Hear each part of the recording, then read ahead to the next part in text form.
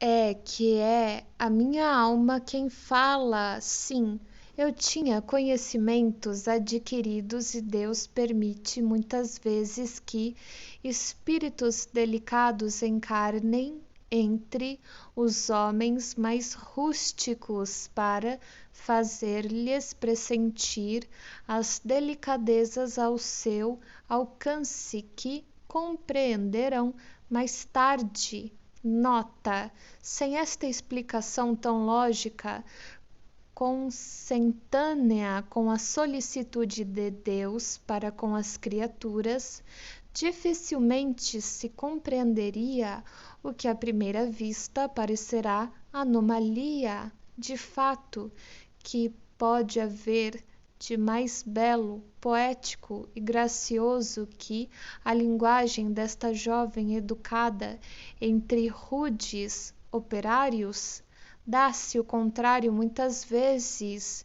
Espíritos inferiores encarnam entre os mais adiantados homens, porém, com fito oposto, é visando seu próprio adiantamento que Deus os põe em contato com um meio esclarecido, e às vezes também como instrumento de provação desse mundo.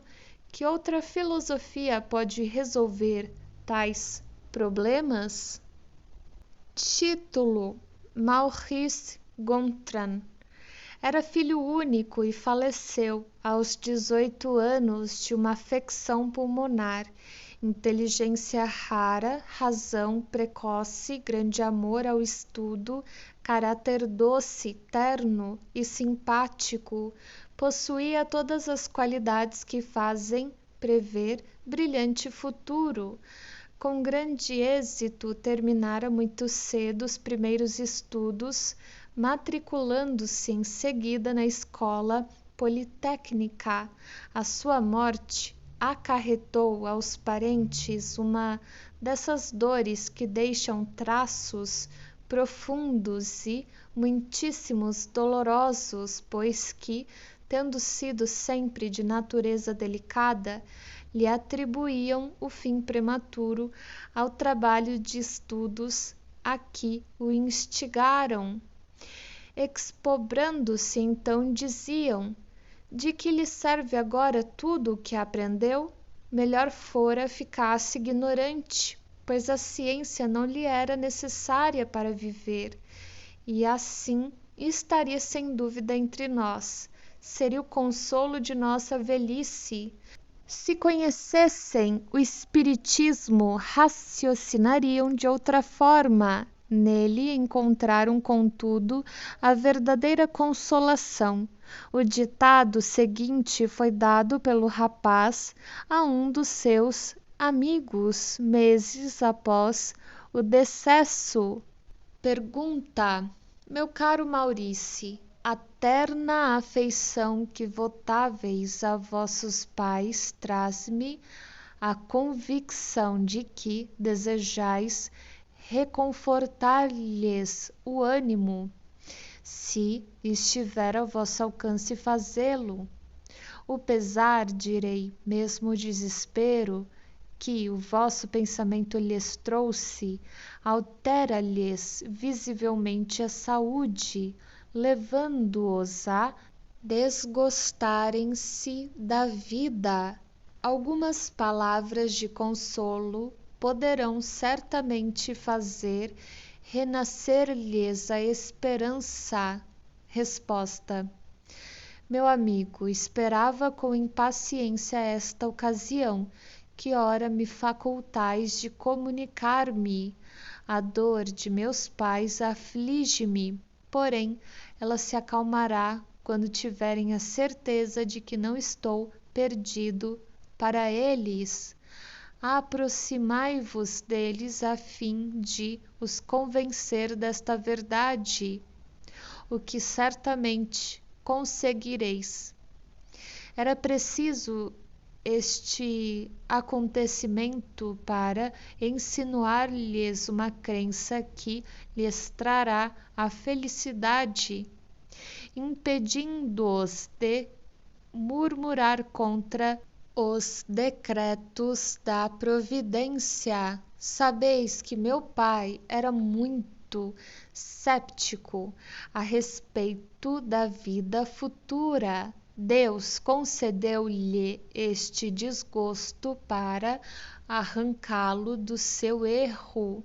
Aqui nos reencontraremos neste mundo onde não se conhecem desgostos da vida e no qual os precedi a afirmar-lhes categoricamente que a ventura de tornarem a ver-me ser-lhes-á recusada como castigo à falta de confiança na bondade de Deus. Interdita-me seria mesmo a comunicação com eles durante o tempo da sua permanência na terra.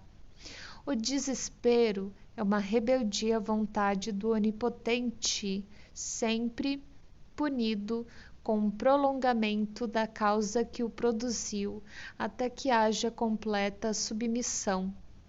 O desespero é verdadeiro suicídio por minar as forças corpóreas, e quem abrevia os seus dias, no intuito de escapar mais cedo aos travos da dor, faz jus às mais cruéis decepções. Deve-se, ao contrário, avigorar o corpo, a fim de suportar mais facilmente o peso das provações. Meus queridos e bondosos pais, é a vós que neste momento me dirijo. Desde que deixei o despojo mortal, jamais deixei de estar ao vosso lado. Aí estou muito mais vezes mesmo que quando na terra. Consolai-vos, pois, porque eu não estou morto, ou antes, estou mais vivo que vós. Apenas o corpo morreu, mas o espírito, esse vive sempre. Ele é, ao demais, livre, feliz, isento de moléstias, de enfermidades e de dores. Em vez de vos afligirdes, regozijai-vos por saber que estou ao abrigo de cuidados e apreensões, em um lugar onde o coração se satura de alegria puríssima, sem a sombra de um desgosto.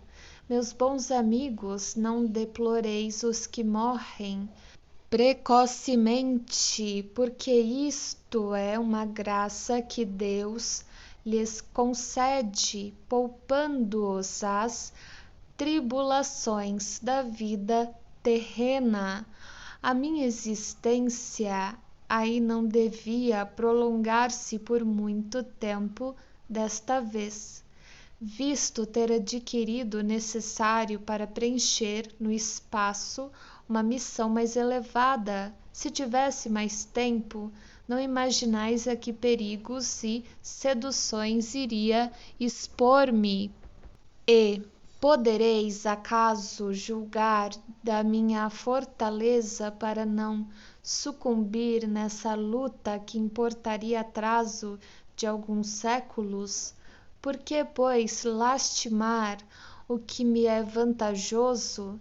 Neste caso, uma dor inconsolável acusaria descrença só legitimável pela ideia do nada. Os que assim descreem, esses é que são dignos de lástimas, pois para eles não pode haver consolação possível.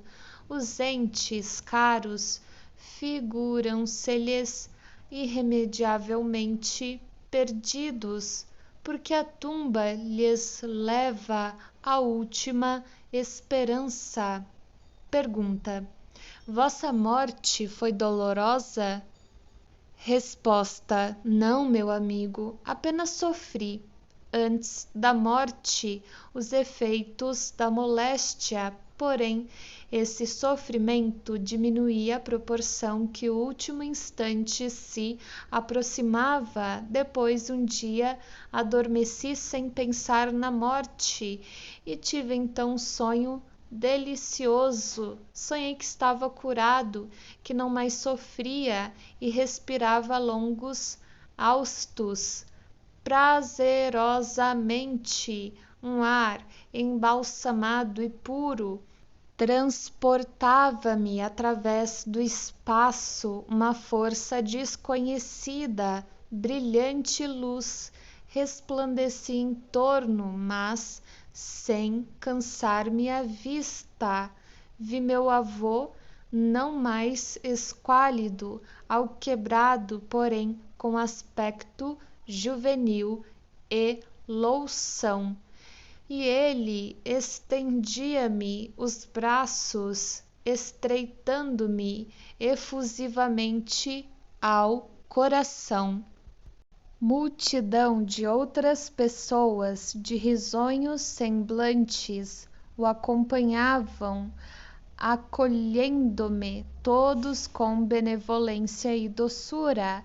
Parecia-me reconhecê-los e, venturoso por tornar a vê-los, trocávamos felicitações e testemunhos de amizade. Pois bem, o que eu supunha ser um sonho era realidade, porque de tal sonho não devia despertar na terra, é que acordara no mundo espiritual. Pergunta: a vossa moléstia não se originou da grande assiduidade no estudo? Resposta: oh, não, desenganai-vos. Contado estava o tempo que eu deveria passar na terra, e coisa alguma poderia aí reter-me. Sabia-o meu espírito nos momentos de desprendimento e considerava-me feliz com a ideia da próxima libertação. Mas o tempo que aí passei não foi sem proveito, e hoje me felicito de o não ter perdido. Os sérios estudos feitos fortificaram-me a alma, aumentando-lhe os conhecimentos, e se, em virtude da minha curta existência, não pude dar-lhes aplicação, nem por isso deixarei de o fazer mais tarde e com maior utilidade. Adeus, caro amigo, eu parto para junto de meus pais a fim de predispô-los ao recebimento desta comunicação. Maurice. Capítulo 3. Espíritos em condições medianas. Joseph Pré. Falecido em 1840 e evocado em Bordeaux por sua neta em 1862. O homem honesto segundo Deus ou segundo os homens. 1. Caro avô, podeis dizer-me como vos encontrais no mundo dos espíritos, dando-me quaisquer pormenores úteis ao nosso progresso? Resposta: tudo o que quiseres, querida filha. Eu espio a minha descrença, porém, grande é a bondade de Deus, que atende às circunstâncias. Sofro, mas não como poderias imaginar. É o desgosto de não ter melhor aproveitado o tempo aí na terra. 2. Como? Pois não viveste sempre honestamente? Resposta: sim, no juízo dos homens. Mas há um abismo entre a honestidade perante os homens e a honestidade perante Deus. E uma vez que desejas instruir-te, procurarei demonstrar-te a diferença. Aí entre vós é reputado honesto aquele que respeita as leis do seu país. Respeito arbitrário para muitos, honesto é aquele que não prejudica o próximo ostensivamente, embora lhe arranque muitas vezes a felicidade e a honra, visto o Código Penal e a opinião pública não atingirem o culpado hipócrita. Em podendo fazer gravar na pedra do túmulo um epitáfio de virtude, julgam muitos terem pago sua dívida à humanidade. Erro, não basta para ser honesto perante Deus ter respeitado as leis dos homens. É preciso, antes de tudo, não haver transgredido as leis divinas. Honesto aos olhos de Deus será aquele que, possuído de abnegação, amor, consagre a existência ao bem, ao progresso dos seus semelhantes, aquele que, animado de um zelo sem limites, for ativo na vida, ativo no cumprimento dos deveres materiais, ensinando e exemplificando aos outros o amor ao trabalho, ativo nas boas ações sem esquecer a condição de servo ao qual o Senhor pedirá contas um dia do emprego do seu tempo, ativo finalmente na prática do amor de Deus e do próximo. Assim, o homem honesto perante Deus deve evitar cuidadoso as palavras mordazes, veneno oculto sob flores que destrói reputações e acabrunha o homem, muitas vezes cobrindo-o de ridículo. O homem honesto, segundo Deus, deve ter sempre cerrado o coração a quaisquer germes de orgulho, de inveja, de ambição. Deve ser paciente e benévolo para com os que o agridem. Deve perdoar do fundo d'alma, sem esforços e, sobretudo, sem ostentação.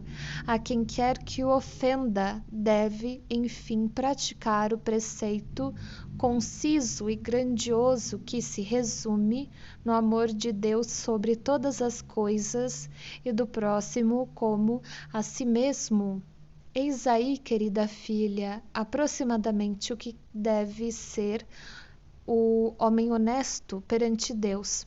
Pois bem, tê-lo-eu-ia sido? Não. Confesso sem corar que faltei a muitos desses deveres, que não tive a atividade necessária, que o esquecimento de Deus impeliu-me a outras faltas, as quais, por não serem passíveis às leis dos homens, nem por isso deixam de ser atentatórias à lei de Deus. Compreendendo-o, muito sofri, e assim é que hoje espero mais consolado a misericórdia desse Deus de bondade que perscruta o meu arrependimento. Transmite, cara filha, repete tudo o que aí fica a quantos tiverem a consciência onerada, para que reparem suas faltas, as suas faltas à força de boas obras, a fim de que a misericórdia de Deus se estenda por eles. Seus olhos paternais lhes calcularão as provações, sua mão potente lhes apagará as faltas. Senhora Helene Michael ou Michel, jovem de 25 anos, falecida subitamente no lar, sem sofrimentos, sem causa previamente conhecida, rica e um tanto frívola. A leviandade de caráter predispunha-a mais para as futilidades da vida do que para as coisas sérias. não bastante, possuía um coração bondoso e era dócil, afetuosa e caritativa. Evocada 3 dias após a morte por pessoas conhecidas, exprimia-se assim: não sei onde estou, que turbação me cerca. Chamaste-me e eu vim. Não compreendo por que não estou em minha casa. Lamentam a minha ausência quando presente estou, sem poder fazer-me reconhecida. Meu corpo não mais me pertence e, no entanto, eu lhe sinto a algidez. Quero deixá-lo e mais a ele me prendo sempre. Sou como que 2 personalidades. Oh, quando chegarei a compreender o que comigo se passa? É necessário que vá lá ainda meu outro eu, que lhe sucederá na minha ausência? Adeus. Nota o sentimento da dualidade que não está ainda destruído por uma completa separação. É aqui evidente caráter volúvel, permitindo-lhe a posição e a fortuna a satisfação de todos os caprichos, deveria igualmente favorecer as tendências de leviandade. Não admira, pois, tenha sido lento o seu desprendimento, a ponto de 3 dias após a morte sentir-se ainda ligada ao invólucro corporal, mas, como não possuísse vícios sérios e fosse de boa índole, essa situação nada tinha de penosa e não devia prolongar-se por muito tempo. Evocada novamente depois de alguns dias, as suas ideias estavam já muito modificadas. Eis o que disse: obrigada por haverdes orado por mim. Reconheço a bondade de Deus que me subtraiu aos sofrimentos e apreensões consequentes ao desligamento do meu espírito. A minha pobre mãe será dificílimo resignar-se, entretanto será confortada, e o que a seus olhos constitui sensível desgraça era fatal, indispensável para que as coisas do céu se lhe tornassem no que devem ser. Tudo. Estarei ao seu lado até o fim de sua provação terrestre, ajudando-a a suportá-la. Não sou infeliz, porém, muito tenho ainda a fazer para aproximar-se da situação dos bem-aventurados. Pedirei a Deus que me conceda voltar a essa terra para a reparação do tempo que aí perdi nessa última existência. A fé vos ampare, meus amigos, confiai na eficácia da prece, mormemente quando partida do coração. Deus é bom. Pergunta: levastes muito tempo a reconhecer-vos? Resposta: compreendi a morte do mesmo dia que por mim orastes. Pergunta: era doloroso o estado de perturbação? Resposta: não, eu não sofria, acreditava sonhar e aguardava o despertar. Minha vida não foi isenta de dores, mas todo ser encarnado nesse mundo deve sofrer. Resignando-me à vontade de Deus, a minha resignação foi por ele levada em conta. Grata vos sou pelas preces que me auxiliaram no reconhecimento de mim mesma. Obrigado. Voltarei sempre com prazer. Adeus, Helene. Título: O Marquês de Saint-Pol, falecido em 1860 e evocado a pedido de sua irmã consoror da Sociedade de Paris, em 16 de maio de 1861. Evocação. Resposta: eis-me aqui. 2. Vossa irmã pediu-nos para evocar-vos, pois, conquanto seja médium, não está ainda bastante desenvolvida. Resposta: responderei da melhor forma possível. 3. Em primeiro lugar, ela deseja saber se sois feliz. Resposta: estou na erraticidade, estado transitório que não proporciona nem felicidade nem castigo absolutos. 4. Permanecestes por muito tempo inconsciente do vosso estado? Resposta: estive muito tempo perturbado e só voltei a mim para bendizer da piedade dos que, lembrando-se de mim, por mim oraram. 5. E podeis precisar o tempo dessa perturbação? Resposta: não. 6. Quais os parentes que reconhecestes primeiro? Resposta: minha mãe e meu pai, os quais me receberam ao despertar, iniciando-me em a nova vida.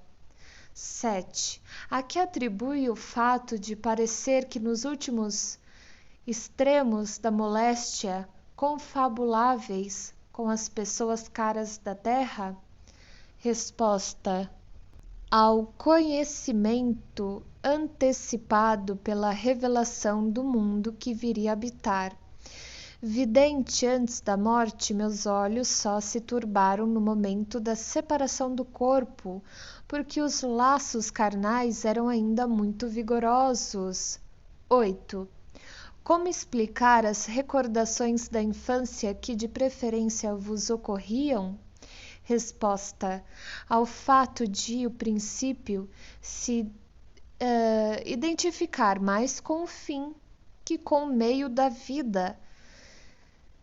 Pergunta: como explicar isso? Resposta: importa dizer que os moribundos lembram e veem como reflexo consolador a pureza infantil dos primeiros anos. Nota: é provavelmente por motivo providencial semelhante que os velhos, à proporção que se aproximam do termo da vida, têm por vezes nítida lembrança dos mais ínfimos episódios da infância. 9. Por que, referindo-vos ao corpo, faláveis sempre na terceira pessoa? Resposta: porque era vidente como vô-lo disse e sentia claramente as diferenças entre o físico e o moral. Essas diferenças, muito amalgamadas entre si pelo fluido vital, tornam-se distintíssimas aos olhos dos moribundos clarividentes. Nota: eis aí uma particularidade singular da morte deste senhor. Nos seus últimos momentos, ele dizia sempre: ele tem sede, é preciso dar-lhe de beber. Ele tem frio, é preciso aquecê-lo. Sofre em tal ou tal região, etc. E quando se lhe dizia: que sois vós que tendes sede, respondia: não, é ele. Aqui ressaltam perfeitamente as duas existências. O eu pensante será no espírito e não no corpo. O espírito, em parte desprendido, considerava o corpo outra individualidade que, a bem dizer, lhe não pertencia. Era, portanto, ao seu corpo que se fazia mister descendentar, e não a ele, espírito. Esse fenômeno nota-se também em alguns sonâmbulos. 10. O que disseste sobre a erraticidade do vosso espírito e a sua respectiva perturbação levaria a duvidar da vossa felicidade, ao contrário do que se poderia inferir das vossas qualidades.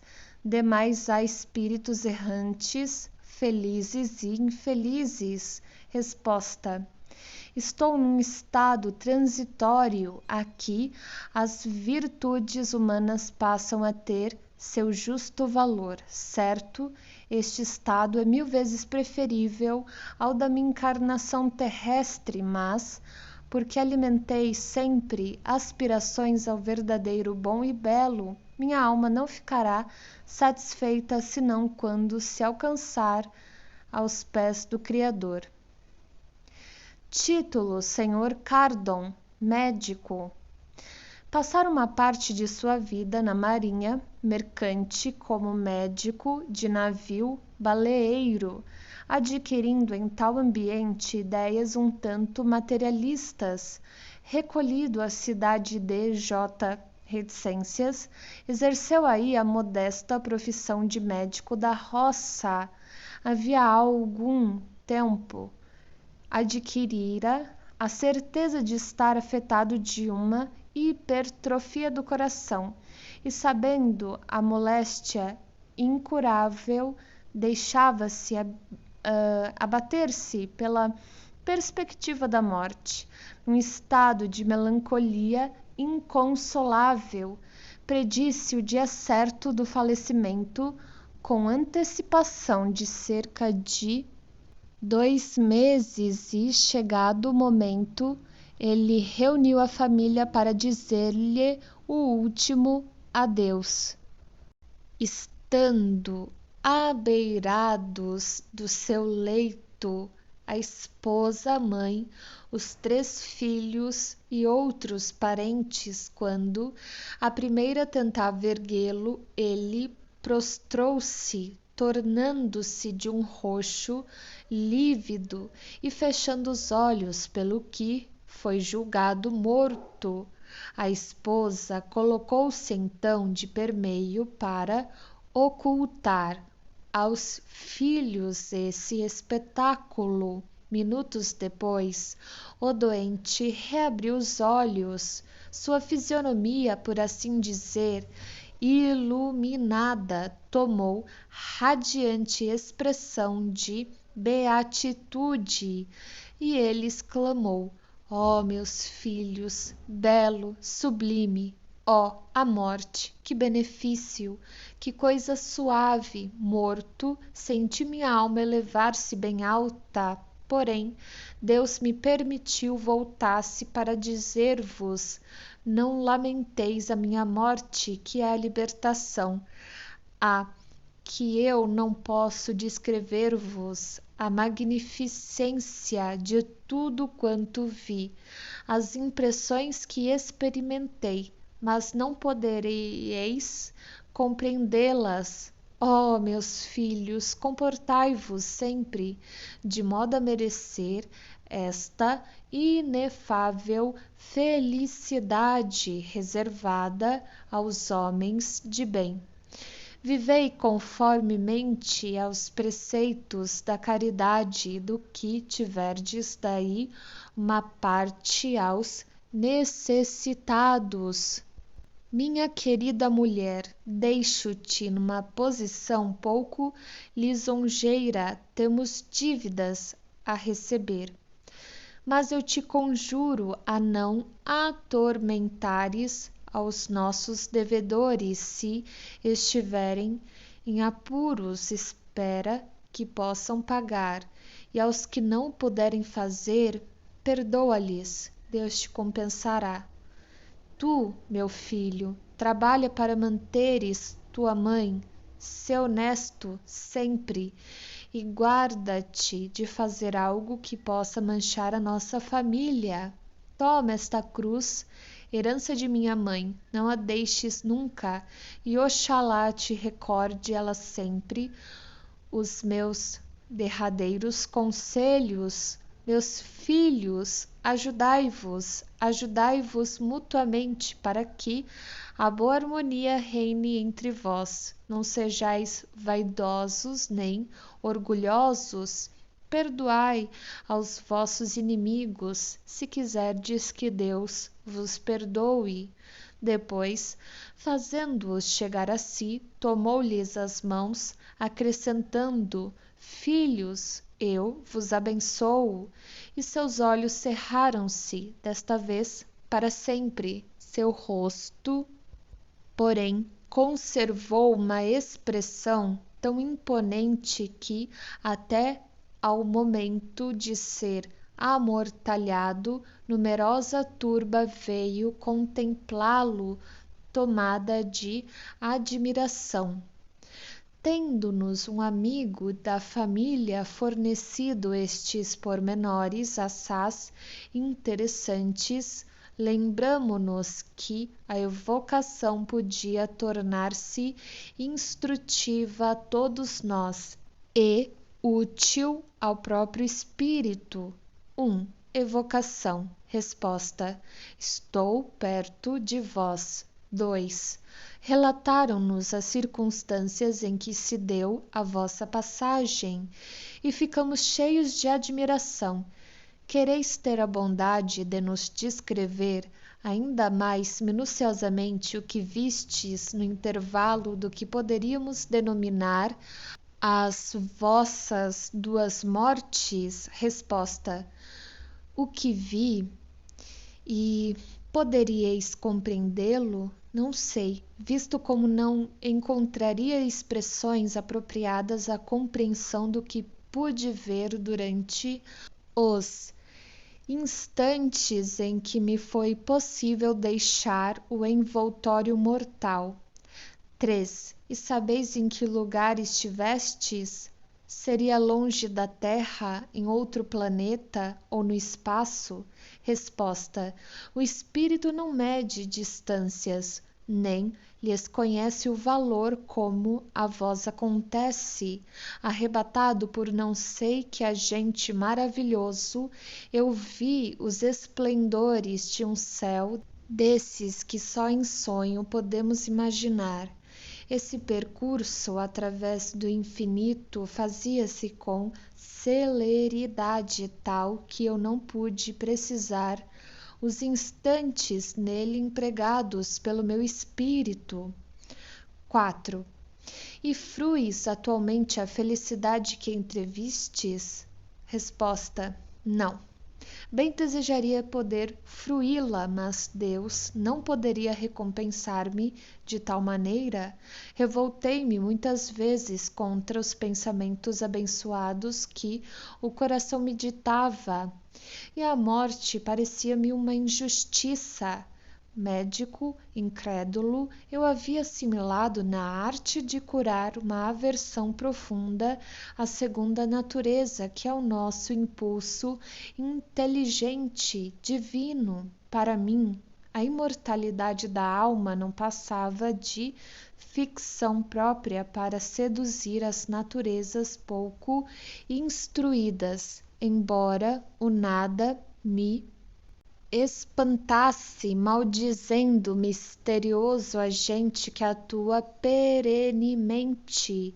A filosofia desviara-me, sem que eu desse por isto da compreensão da grandeza do Eterno, que sabe distribuir a dor e a alegria para ensino da humanidade. 5. Logo após o definitivo desprendimento, reconhecestes o vosso estado? Resposta: não. Eu só me reconheci durante a transição que o meu espírito experimentou para percorrer a etérea região. Isto, porém, não ocorreu imediatamente, sendo-me precisos alguns dias para o meu despertar. Deus concedera-me uma graça em razão do que vos Vou explicar. A minha primitiva descrença não mais existia, tornara-me crente antes da morte, depois de haver cientificamente sondado com gravidade a matéria que me atormentava de não haver encontrado ao fim das razões terrestres senão a razão divina que me inspirou e consolou, dando-me coragem mais forte que a dor. Assim bem dizia o que a amaldiçoara, encarava a morte como uma libertação.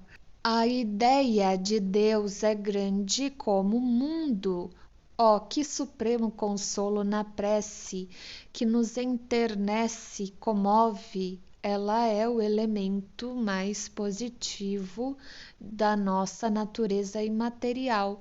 Foi por ela que compreendi que criei firme, soberanamente, e por isso Deus, levando em conta os meus atos, houve por bem recompensar-me antes do termo da minha encarnação. 6. Poder-se-ia dizer que estivestes morto nessa primeira crise? Resposta: sim e não.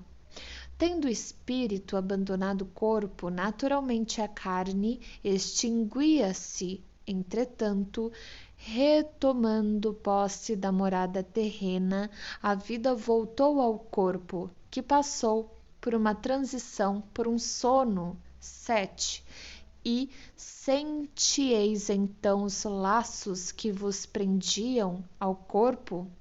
Sem dúvida, o espírito tem um grilhão fortíssimo a prendê-lo e não entra na vida natural antes que dê o último estremecimento da carne.